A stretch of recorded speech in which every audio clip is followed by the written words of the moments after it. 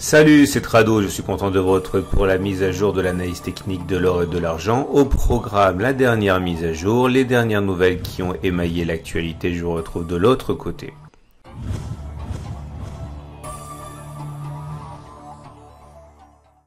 Alors au niveau des nouvelles qui ont justement émaillé cette actualité de l'or et de l'argent, j'ai repéré pour vous trois actualités assez intéressantes. Du côté de la banque Saxo, donc les analystes prévoient que le record historique pour l'or sera atteint avant la fin de l'année 2020. C'est aussi l'opinion de Bank of America.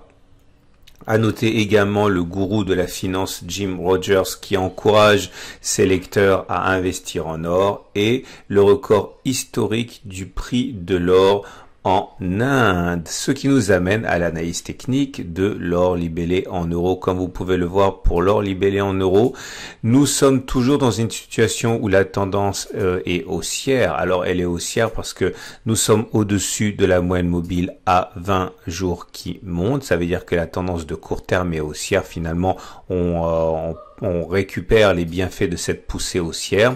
Par contre, la tendance de fond donnée par la moyenne mobile à 50 jours est toujours neutre parce que la tendance qui est illustrée par cette moyenne mobile à 50 jours est plate ici. Donc même si on est au-dessus de la moyenne mobile à 50 jours, on peut dire que la tendance de fond est plate, même si la tendance de court terme est haussière.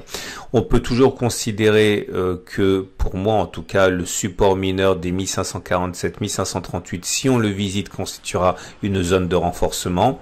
À noter des difficultés à prévoir sur la résistance majeure des 1603-1613 euros. Donc tendance haussière de court terme. Prochaine zone d'accumulation rationnelle pour moi, les 1547-1538. Difficulté à prévoir sur les 1603-1613. Pour l'or libellé en dollars, c'est encore mieux puisque comme vous pouvez le voir, nous sommes clairement au-dessus d'une moyenne mobile à 20 jours qui monte et au-dessus d'une moyenne mobile à 50 jours qui monte. Autrement dit, nous sommes en tendance de fond haussière, en tendance générale haussière. J'avais expliqué que le support majeur des 1727-1748 dollars pouvait donner lieu à des renforcements. C'est une zone d'accumulation rationnelle. En effet, c'était une résistance pendant très longtemps. Elle a été cassée sur la séance du 22 juin. Elle a donc changé de polarité et regardez comme la petite incursion faite vendredi ici pour aller toucher ce support a ravi les investisseurs qui sont jetés, rués sur l'or libellé en dollars, ont acheté le support et nous clôturons sur un niveau inégalé depuis plus de 8 ans puisqu'on clôture à 1771 dollars. On a réussi à aller un peu au-dessus, c'était le 24 juin, mais on n'a jamais réussi à clôturer sur les niveaux actuels. Donc grande forme pour l'or libellé en dollars. On regarde ce qu'il y a de disponible actuellement chez mon partenaire aucoffre.com. Vous pouvez retrouver le lien pour y accéder en dessous de la vidéo. Pour ceux qui veulent acheter de l'or au gramme, eh bien vous pouvez actuellement vous procurer 1 gramme d'or au prix de 57,40 euros. C'est une fraction d'un lot de divers à valeur d'une once que vous acquérerez.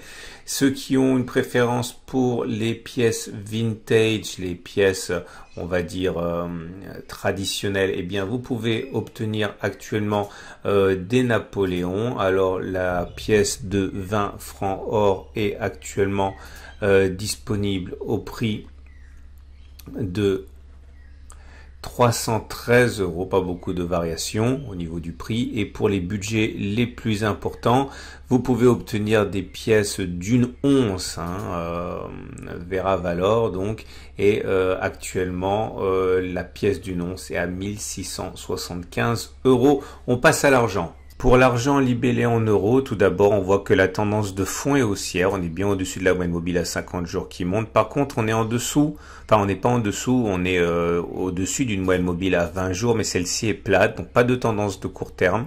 Nous sommes en train de travailler à un niveau important. Le support mineur des 15.3, 16.3, c'était une zone de résistance qui a été cassée. Donc, stratégiquement, théoriquement, de manière purement probabiliste, elle a changé de polarité en devenant support. C'est pour ça qu'elle est achetée régulièrement. C'est une zone sur laquelle je peux à titre personnel considérer qu'un investissement, une accumulation est intéressante.